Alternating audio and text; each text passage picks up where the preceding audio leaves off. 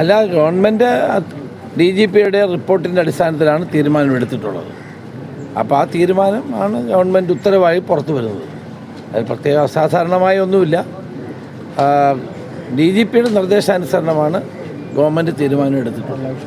ഇപ്പോൾ ഒരു കേസ് കൂടി ആ വിഷയത്തിൽ ഫയൽ ചെയ്യാൻ വേണ്ടി ആലോചിക്കുന്നുണ്ടോ? അങ്ങനെ ഒരു അണിയറ നീക്കം നടക്കുന്നുണ്ടോ? എനിക്കറിയില്ല. അല്ല, ഈ കേസ് അട്ടിമറിച്ചതുമായി ബന്ധപ്പെട്ടേ അത്തരമൊരു കേസിന്റെ അനിവാര്യത ഉണ്ടോ? എനിക്കറിയില്ല. പോലീസിനെതിരെ ആരോപണം ഉയർന്ന മറ്റ് കേസുകളുണ്ട്. കുന്നംകുളത്തെ കസ്റ്റഡി മർദ്ദനം അടക്കമുള്ള കേസുകൾ, അതിൽ നടപടിയായിട്ടില്ല. കുന്നംകുളത്ത് ഒരിക്കൽ ശിക്ഷിച്ചതാണ്. ഇനി ഫർദറായിട്ടൊരു അന്വേഷണം നടന്നുകൊണ്ടിരിക്കുകയാണ്. ഒരിക്കൽ ശിക്ഷ നടത്തിയതാണ്. പിന്നെ ഫർദർ അന്വേഷണം നടത്തിയ റിപ്പോർട്ട് കിട്ടട്ടെ ആലോചിക്കും. നമുക്ക് ഇത്രേ ഉള്ളൂ, ഒരു കാര്യമുള്ളൂ. ഗവൺമെൻറ്റിനെ സംബന്ധിച്ചിടത്തോളം അധികാര ദുർവിനിയോഗവും അതോടൊപ്പം തന്നെ വെടിവിട്ടുള്ള പ്രവർത്തനവും ആര് ചെയ്താലും അത് അംഗീകരിക്കാൻ സാധ്യമല്ല.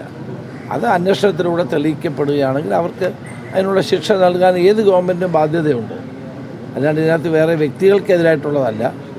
ആ വ്യക്തികൾ കുറ്റം ചെയ്താൽ ഗവൺമെൻറ് ശക്തമായ നടപടി ഉണ്ടാകും. അതാണ് UDF ഗവൺമെൻറ് നയം എന്ന് പറയുന്നത്.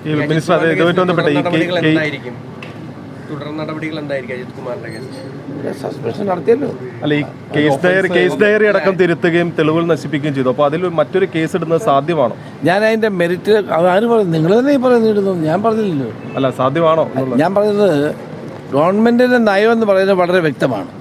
അധികാര ദുർവിനിയോഗം നടത്തുകയും വഴിവിട്ട പ്രവർത്തനങ്ങൾ ആര് നടത്തിയാലും ശരി അത് ഗവൺമെൻറ് വെച്ച് ഉറപ്പിക്കില്ല. അതേ എനിക്ക് അതിനെപ്പറ്റി ജനറലായി പറയാം. DGP ചെയ്തിട്ടുള്ള ഒഫൻസ് എന്താണ് ബോധ്യപ്പെട്ടുള്ളത്? അതുകൊണ്ടാണല്ലോ അന്വേഷണം.